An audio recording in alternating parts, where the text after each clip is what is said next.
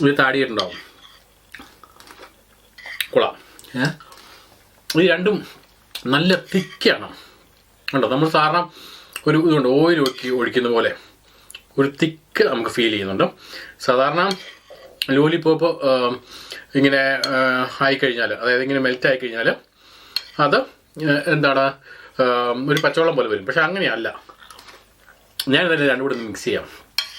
Almost ഇത് melt ആയിട്ടുണ്ട്.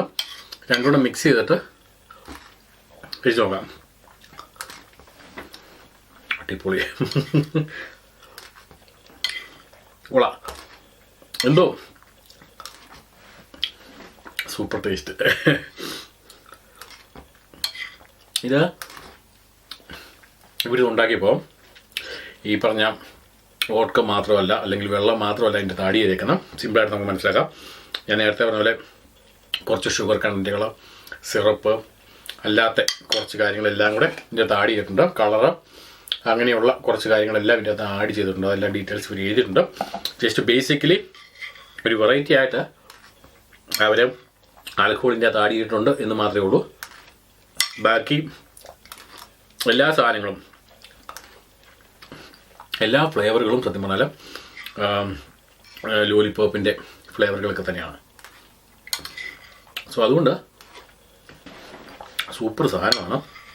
പിന്നെ ഒരു കാര്യം,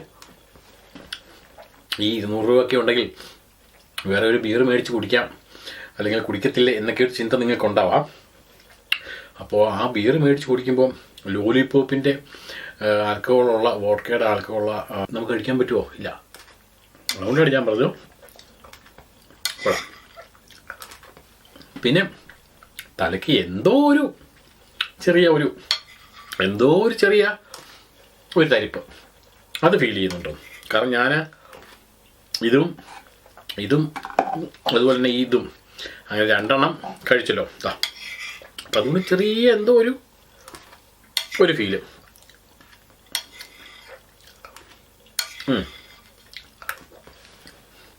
സൂപ്പർ. അപ്പോൾ ഈ വീഡിയോ ഇഷ്ടമായി കഴിഞ്ഞാൽ ലൈക്ക് ചെയ്യാനും ഷെയർ ചെയ്യാനും കമൻറ്റ് ചെയ്യാനും മറക്കാതിരിക്കുക. അപ്പോൾ കണ്ടത് മനോഹരം കാണാൻ പോകുന്നത് അതിമനോഹരം. നമുക്ക് കാണാൻ മറ്റൊരു എപ്പിസോഡിൽ മറ്റൊരു വിഷയവുമായി ഞാൻ വരും. നിങ്ങളുടെ സ്വന്തം ജോബിയുമായി. അല്ലെങ്കിൽ അതുവരേക്കും ഷോർട്ട് ബ്രേക്ക്.